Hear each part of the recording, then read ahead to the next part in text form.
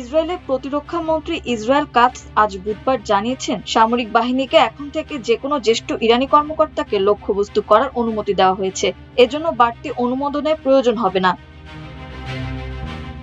এক বিবৃতিতে কাটজ বলেন, প্রধানমন্ত্রী বেনিয়ামিন নেতানিয়াহু এবং আমি ইসরায়েলের প্রতিরক্ষা বাহিনীকে ইরানের এমন যেকোনো উচ্চপদস্থ কর্মকর্তাকে নির্মূলের অনুমতি দিয়েছি যাদের বিষয়ে গোয়েন্দা তথ্য ও অভিযান পরিচালনা প্রস্তুতি শেষ হয়েছে। এজন্য নতুন করে অনুমোদনের প্রয়োজন হবে না।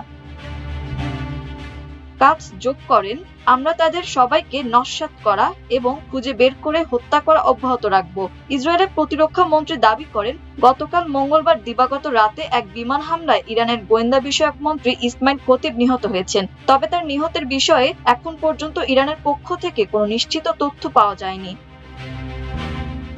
অন্যদিকে ইরানের পাশাপাশি লেবাননেও আগামী কয়েকদিনে আরো চমক রয়েছে বলে জানান ইসরায়েলের প্রতিরক্ষা মন্ত্রী। তিনি জানান, এই যুদ্ধ ইরান ও হিজবুল্লাহ উভয় ফ্রন্টে অব্যাহত থাকবে। এর আগে গতকাল মঙ্গলবার ইসরায়েল দাবি করে, গত সোমবার রাতে তেহরানে ইসরায়েলের বিমান হামলায় আলী লারিজানি তার পুত্রসহ নিহত হয়েছেন। একই দিন তেহরানে দেশটির পৃথক বিমান হামলায় বাসিস প্রধান জেনারেল গোলাম রেজা সোলাইমানিও নিহত হন। পরে ইরান তাদের মৃত্যুর খবর নিশ্চিত করে।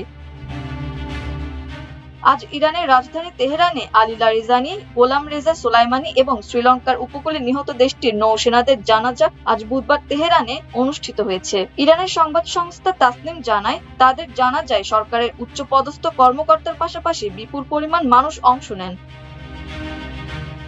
গত 28 ফেব্রুয়ারি সকালে যুদ্ধের শুরুতে যুক্তরাষ্ট্র ইসরায়েলের যৌথ বিমান হামলায় ইরানের সর্বোচ্চ নেতা আয়াতুল্লাহ আলী খামেনি সহ রাজনৈতিক ও সামরিক একাধিক শীর্ষ নেতা নিহত হন। ইরানের নেতাদের ওপর ইসরায়েলের রাজনৈতিক হত্যাকাণ্ডের তীব্র নিন্দা জানিয়েছে তুরস্ক।